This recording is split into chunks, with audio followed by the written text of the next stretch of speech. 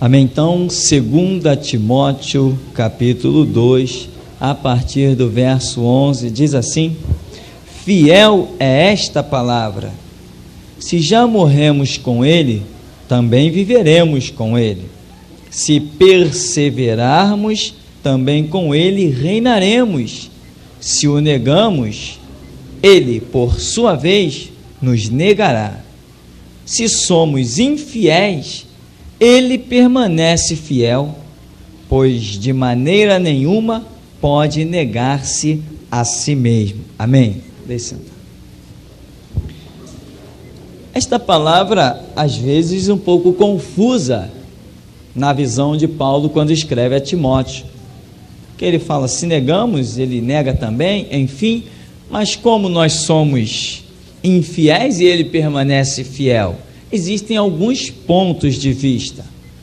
Primeiro ponto de vista é que se nós formos infiéis, ele acaba com a gente permanecendo fiel. Por quê? Porque ele será fiel à sua própria palavra, que diz que se nós vacilamos, a justiça dele, o seu juízo, cairá sobre nós. Então ele nunca é infiel, porque ele sempre age segundo a sua própria palavra, e a sua palavra diz que ele tanto salva dentro de uma regra, quanto condena dentro da mesma regra. Então, a fidelidade de Deus é para com a sua palavra. Porém, nós ainda nos recordamos da nação de Israel, um grande exemplo que está aí para a humanidade.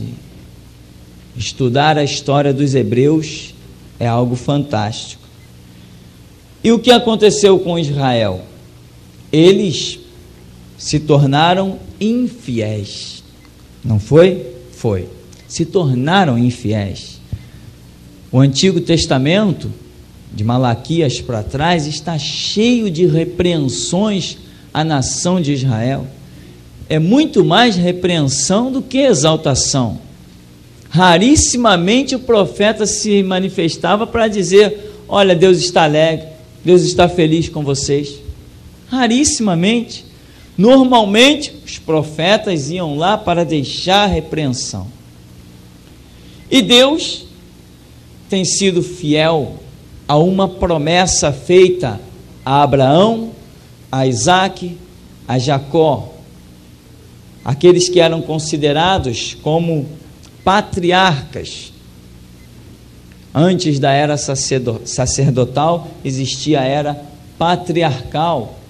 E aqueles homens que tiveram a promessa de Deus, de que a sua descendência herdaria uma terra, seria um povo forte, seria luz para todas as nações. Aqueles patriarcas receberam esta promessa, e Deus, enquanto não cumprir esta promessa que lhes fez, não descansa. Esta é a fidelidade de Deus. E o que acontece com a nação de Israel? Hoje está rejeitada. Tem judeu baixando ao inferno. E nós poderíamos olhar e dizer assim, cadê a promessa que Deus fez à nação de Israel? De que eles seriam a luz para todos os povos. Cadê esta promessa? A promessa está de pé aos patriarcas. Mas aqueles que têm se tornado infiéis têm recebido o veredito terrível da parte do Senhor. Como a Escritura diz, horrenda coisa é cair nas mãos de um Deus vivo. Porém, Deus vai apertar a nação de Israel de tal maneira para que possa cumprir a promessa feita aos patriarcas.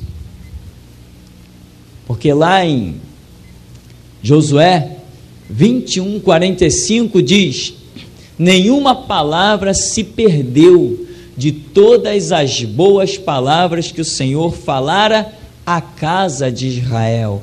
Tudo se cumpriu. Deus é fiel, Deus é tremendo. Tem uma promessa na sua vida? Você não morre enquanto ela não se cumprir. Você é imortal até que a promessa de Deus se cumpra. a menos que você saia do prumo da palavra. Isso é outra história. Mas se você tem uma promessa de Deus e está andando na estrada, aguardando o que Deus prometeu, meu irmão, você é imortal. Não tem acidente que te arranque da terra, não tem fatalidade, não tem problema genético, não tem virose, não tem bala perdida, não tem assaltante, não tem traficante, não tem nada. Você é imortal, até que se cumpra tudo sobre a sua vida. Enquanto Pedro não deixou escrito que o Senhor Jesus já lhe revelara que brevemente deixaria o seu tabernáculo, ou seja, morreria, enquanto isso não foi escrito, Pedro permaneceu vivo, debaixo do nariz do Império Romano, e ninguém tacou mão naquele homem. Quando prendiam ele, o anjo ia lá e soltava. Entende? Você tem uma promessa de Deus? Essa promessa vale mais que ouro e prata. Essa promessa vale mais que plano de saúde. Essa promessa vale mais que qualquer bem da terra, porque o Senhor Todo-Poderoso vela sobre a sua palavra para cumprir. Então, haverá uma guerra, que é também a terceira guerra mundial que haverá sobre o planeta. E o nome desta guerra será Guerra do Armagedon, que é um vale existente lá nas terras de Israel, perto da Cordilheira do Carmelo e o Mar da Galileia. E este vale do Armagedon será banhado de sangue. É a terceira guerra mundial, em que, diz Zacarias, todas as nações do mundo marcharão contra Israel. Quando Israel se ver perdido, depois de horrores estarem acontecendo, como diz Daniel, horrores indescritíveis estarão acontecendo sobre a nação de Israel. Eles se vendo perdido, o Messias que eles negaram, agora eles vão clamar. Quando eles clamarem por esse Messias, enquanto não clamarem, vão estar caindo a espada, caindo pelas bombas, caindo por tudo. Mas eles, quando se verem completamente perdidos, vão clamar. Aí Jesus dirá assim: chegou a hora de eu cumprir a palavra que dei a Abraão, a Isaque e a Jacó. Entende, irmão? Que Deus tremendo! Ele muda os tempos e as estações, mas a palavra dele não cai por terra. Seca-se a erva, murcha a sua flor, mas a palavra de Deus permanece para sempre. Cresça, irmão, na graça e no conhecimento. Você precisa ser um homem, uma mulher de fé, senão você não fica de pé. Você tem que ser alguém que desafia o mal, mas você só pode desafiar o mal se conhecer o bem e saber que o bem não pode ser tentado pelo mal. Entende? São conceitos que o Evangelho nos dá e não conseguimos alcançá-lo numa simples leitura. Portanto, viver o Evangelho realmente é algo tremendo. E nos dias de hoje, quando Deus chama alguém para o ministério, Ele arranca de tudo que é do secular. Porque se você dividir o seu tempo, servindo praticamente a 2 senhores, você não consegue tempo para receber a revelação. Então Deus projeta, prepara tudo. Você não pode ser um ministro de Deus sem tempo para ler a Bíblia. Você não pode ser um ministro de Deus sem tempo para orar. Não dá certo, não tem condição. É necessário receber a revelação. Então, Jesus vai apertar a nação de Israel, até clamarem. E Jesus disse que daquele dia e hora, não haverá igual. Tempos como aquele, antes não houve, e depois não haverá. Pensa na destruição de Sodoma e Gomorra. Jesus está dizendo, não, essa guerra do Armagedon para a nação de Israel, tempo igual aquele, não houve. E se esses dias não fossem abreviados, nem eles escapariam, sendo escolhidos. Sodoma e Gomorra não se compara aos horrores da guerra do Armagedon. O dilúvio não se compara. Imagina mães levantando seus filhos para que eles escapassem das águas do dilúvio. E as águas estão subindo, e as águas estão subindo. Olha as aflições, as pessoas achando que poderiam escapar correndo para o monte. E quando chegaram nos lugares mais altos, a água continuou subindo. Quando não tinham mais aonde se esconder, e as águas estão subindo. Que aflição, que angústia. E Jesus fala assim, da guerra do Armagedon, naquele tempo, nem se compara. Dia como aquele, nunca houve, e depois não haverá. Por quê? Horrenda coisa é cair nas mãos de um Deus vivo. Então, Deus vai apertar Israel de uma maneira indescritível, e só lhes restarão clamar para que um milagre aconteça.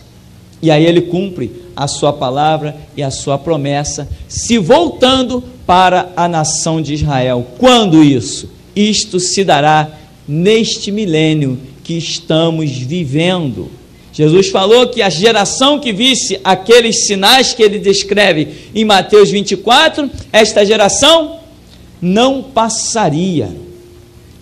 E geração para Israel são pais, filhos e netos. E nós temos visto os sinais tremendos que antecedem o retorno de Cristo. Não estou falando do arrebatamento ainda, estou falando retorno de Cristo para a nação de Israel. Então, a nossa geração, este fato não se dará muito depois dos nossos dias. Não tem, com certeza, mais 500 anos pela frente, ou 200, enfim.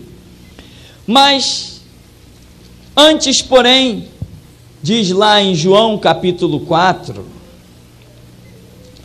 enquanto Jesus se manifestou à nação de Israel, a Escritura diz, veio para os que eram seus, mas os seus não o receberam, diz João, porém a todos quantos o receberam, deu-lhes o poder de serem feitos filhos de Deus. E em João capítulo 4, tem um episódio que ali existem muito mais revelações do que o que nós podemos imaginar, a mulher de Samaria. Existe um contexto histórico.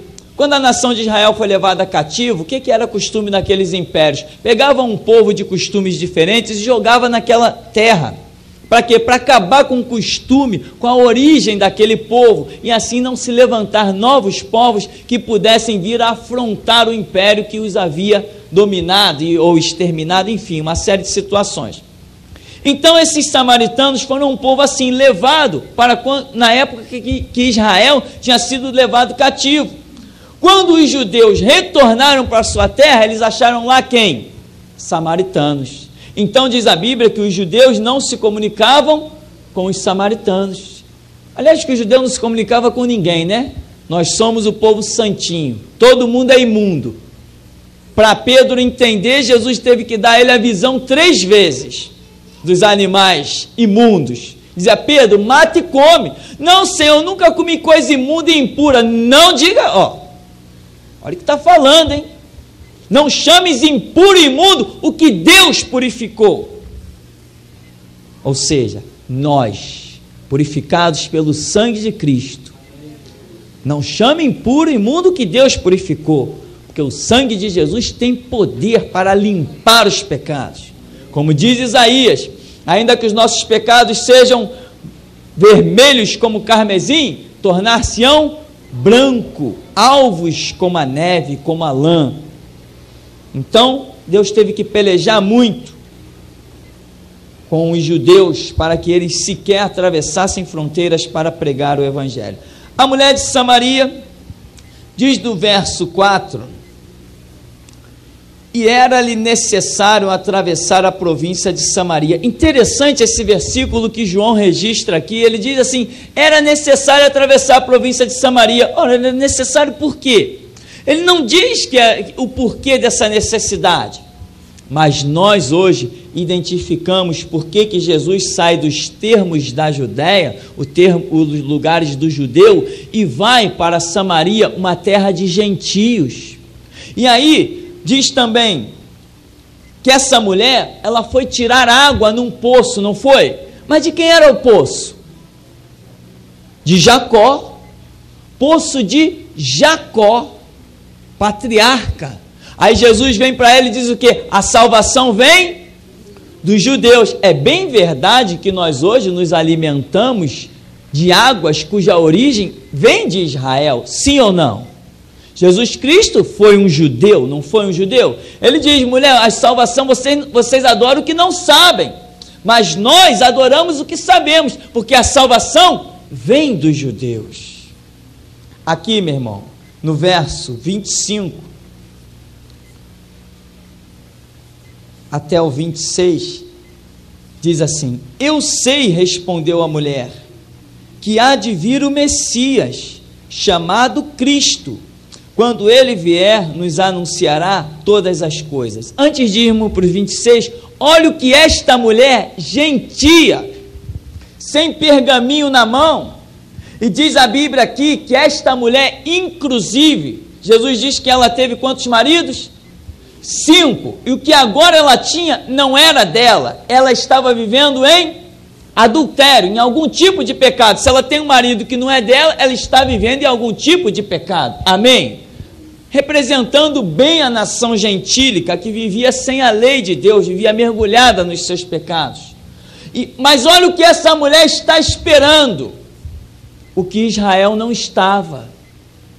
Eu sei que o Messias virá, que se chama o Cristo, e ele nos ensinará todas as coisas. Aí Jesus vai dar a revelação que os judeus insistiram para ele dar.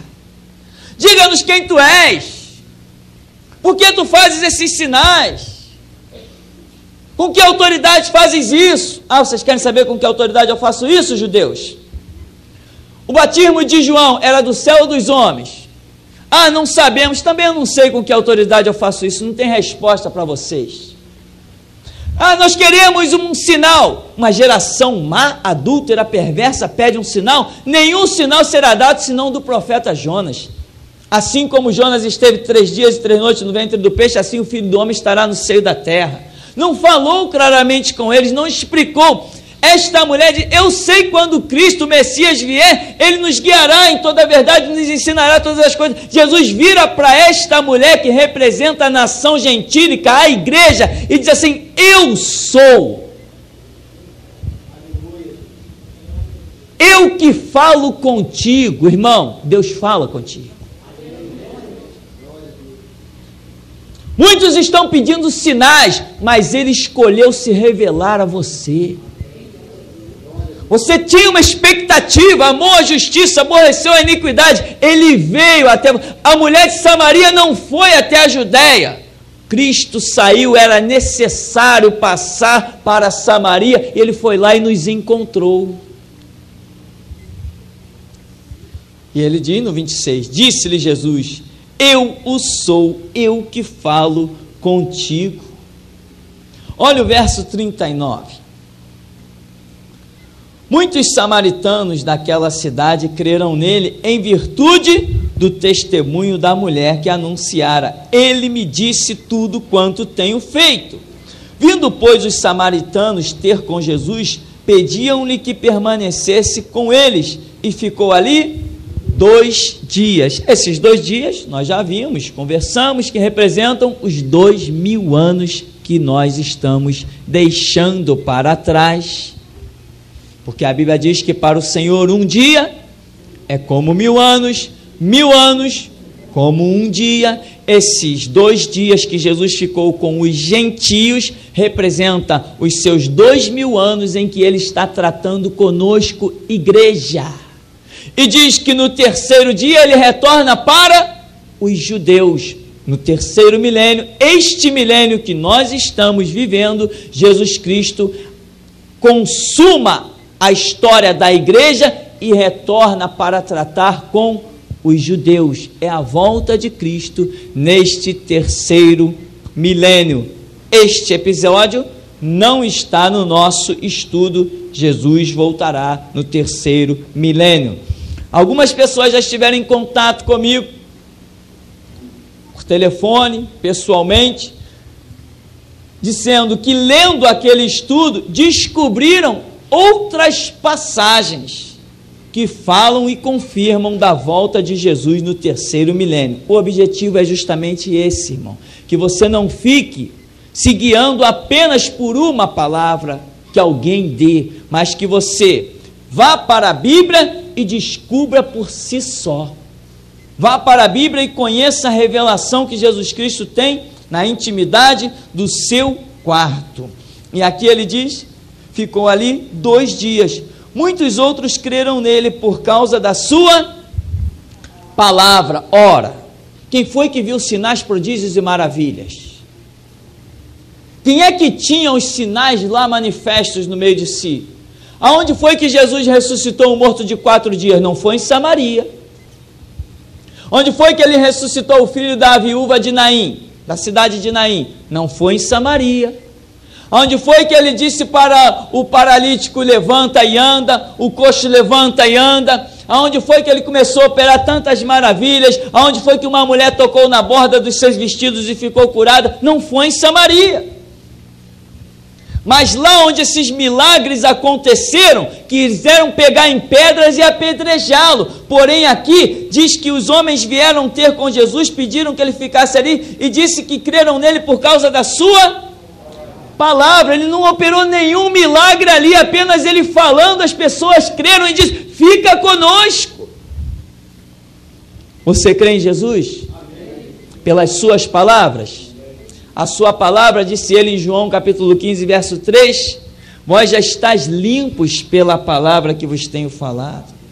E ele disse, a minha palavra é espírito e vida. Você crê que Jesus voltará neste milênio? Ou isso ainda não entrou na sua mente? Se isso ainda não entrou na sua mente, irmão, corre. Talvez ainda haja tempo de você aprender essas coisas.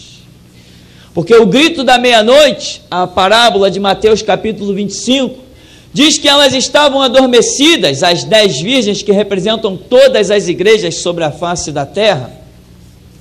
E diz que houve um grito de despertamento. E todas acordaram, porém não houve tempo de se prepararem. Entende isso, a diferença disso? Acordaram? Sim, acordaram, mas não teve tempo de se prepararem. Esse preparo é espiritual, e não pensa que você pode adquirir conhecimento suficiente para ser arrebatado da noite para o dia. Não pense, o arrebatamento é uma questão de fé, é um processo interior que acontece, e se você não tiver conhecimento bíblico suficiente, não serás arrebatado, porque diz que elas tinham a lamparina e o azeite transbordante, as que foram arrebatadas, as que entraram nas bodas. E aqui ele diz ainda, e diziam à mulher, já agora não é pelo que disseste que nós cremos, mas porque nós mesmos temos ouvido e sabemos que este é verdadeiramente o Salvador do mundo. Eu te pergunto, quem é teu Deus? Lembra aqueles filhos dos sacerdotes, dos principais sacerdotes, que lá em Atos capítulo 19, estavam querendo expulsar os demônios? Eu vos esconjuro por Jesus, que Jesus, aquele que Paulo prega, funcionou? Viu o que os homens disseram aqui, na era da igreja, na tipificação da igreja? Nós já não cremos pela tua palavra, mulher, mas porque nós mesmos viemos na intimidade, convivemos com ele juntamente 2 dias, comemos, bebemos com ele, contemplamos as suas palavras, nós cremos porque ouvimos dos seus próprios lábios. Igreja é isso, que recebe a revelação dos próprios lábios de Cristo. Você é a igreja? Já ouviu Deus? Está preocupado em ouvir? Está vivendo o dia a dia como? Eu estou vivendo o Cristo que o pastor prega. Coitado, miserável de você, meu irmão. Jesus Cristo não me chamou aqui para você viver do que eu prego, Ele me chamou aqui para dizer para você que você tem que viver do que Ele prega. Então, meu irmão, aprenda a ir para a intimidade com Deus. Você tem que ir. Por que que tinham um azeite transbordante? Isso é símbolo de intimidade, unção. Aquilo é o Espírito Santo. O Espírito Santo só paira, só se movimenta sobre quem tem intimidade com Deus. A Bíblia diz que aquele que é espiritual, a tudo discerne, e de ninguém é discernido. Quanta gente deve estar dizendo por aí, esse camarada enlouqueceu, agora já está querendo marcar dia e hora para Jesus voltar. Vê se eu estou marcando dia e hora. nem me atrevo a fazer isso. Eu não estou marcando dia e hora, mas eu provo na Escritura. E todo olho verá, precisa me preocupar, as pessoas verão que Jesus Cristo voltará neste milênio. E quando eu falo que Jesus voltará neste milênio, meu irmão, acorda rápido, porque Jesus voltará para os judeus. A igreja será arrebatada antes. Uma coisa é o arrebatamento da igreja, outra coisa é a volta de Jesus para os judeus. Quer que eu te prove isso? Jesus Cristo diz uma palavra que os últimos serão os primeiros. Opa, então tem diferença, né? É um antes do outro, não é isso? Quem são os últimos? A igreja. Quem são os primeiros? Israel. Os últimos, a igreja, serão os primeiros. Ele disse o quê? Em verdade vos digo que meretrizes, prostitutas, vos antecederão no reino de Deus, porque era símbolo da igreja gentílica, que não tinha a lei de Deus. Nós antecederemos aos judeus na entrada triunfal no reino dos céus. Por isso ele diz, os últimos, que é a igreja, será arrebatada, e os primeiros ficarão para depois, que seriam os judeus, porque a Bíblia diz que veio para os que eram seus, mas os seus não o receberam. Você está preparado para a volta de Jesus? Não, você não verá a volta de Jesus. Você tem que estar preparado para o arrebatamento da igreja. E acredite, eu já não arrisco mais nem 100 anos. Eu não arrisco mais nem 100 anos passados para que Cristo volte. Para mim, ele já vem antes dos 100 anos. Tem outra surpresa para você, você já deve saber. Quando você lê lá em Mateus, que fala o nascimento de Jesus Cristo, tem uma estrelinha lá nesse subtítulo e no rodapé está escrito assim, 4 anos antes do ano Domini. Sabe o que é aquilo? Erro de calendário. Nós não estamos em 2006, nós estamos em 2010. O tempo está mais além do que o que muita gente está pensando. E se de repente surgir algum outro erro de calendário aí, meu irmão, que muita gente vai se desesperar. Por isso, prepara-te, ó Israel. Não, prepara-te, ó igreja, para encontrares com teu Deus. Agora, com esse conhecimento, com esta fé, o Espírito Santo será derramado sobre a sua vida. Porque está escrito em Oséias que o meu povo, falando dos judeus, foi destruído porque lhe faltou conhecimento. Mas se você tem conhecimento, Deus preparou a plenitude do Espírito Santo para derramar sobre a sua vida. Lá em Lucas 2, a partir do verso 42, para encerrarmos, diz que Jesus tinha subido, etc., com os seus pais, depois os seus pais judeus o perderam. Perderam por quantos dias? 2 dias. E no terceiro dia, o reencontraram, no terceiro milênio, né? O reencontraram onde? No templo, ensinando os mestres e os doutores da lei. Uma criança de quantos anos?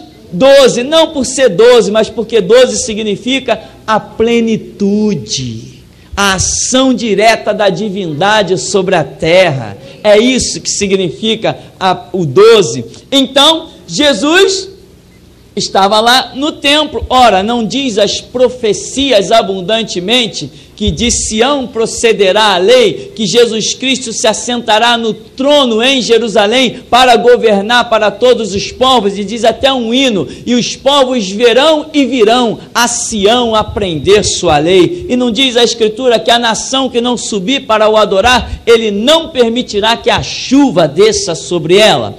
Portanto, meu irmão, a Escritura, nesses últimos tempos, por que esta revelação? Porque a Escritura ela vai sendo revelada ao tempo em que o seu cumprimento é emergente. Vê que Daniel recebeu revelações poderosíssimas, mas quando ele disse para o anjo, olha, eu não estou entendendo, me ensina, o anjo falou assim, não, só escreve, sela as palavras deste livro, porque o cumprimento é para tempo distante. Esse tempo distante é o nosso tempo presente. Eu estive gravando, eu estou com o livro de Daniel todo gravado em áudio, eu mesmo gravei, não tem problema que a minha voz é feia não, eu mesmo gravei, e fiquei impactado quando eu ouço, fico ali ouvindo o livro de Daniel. Se você quiser eu faço cópia para você.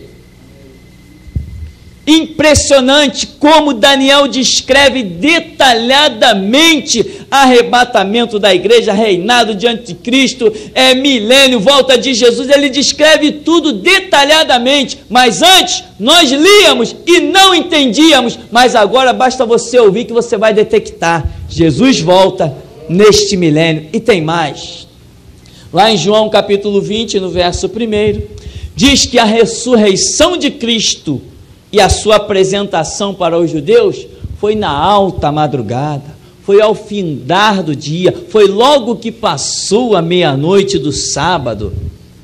Ou seja, Jesus vem bem no começo do dia, ou seja, no começo do terceiro milênio. Alguns vão ouvir isso e vão dizer: mais um louco se levantou sobre a terra. Não tem problema. Chamaram João Batista de louco, chamaram Jesus Cristo de louco, chamaram Pedro de louco, chamaram Paulo de louco, chamaram Tiago de... Tentem ser mais um louco que nem eles. Mas a Bíblia diz que os sábios discernirão o tempo e o modo. Outros, porém, correrão de uma parte para outra, procurarão a palavra do Senhor e não a acharão. O que eu prego, eu aposto a vida e aceito o desafio. Que Deus julgue a nossa causa. O nosso coração é sincero. Não estamos em busca do ouro e da prata, mas estamos em busca da glória e da redenção. O Senhor nos abençoe em nome de Jesus.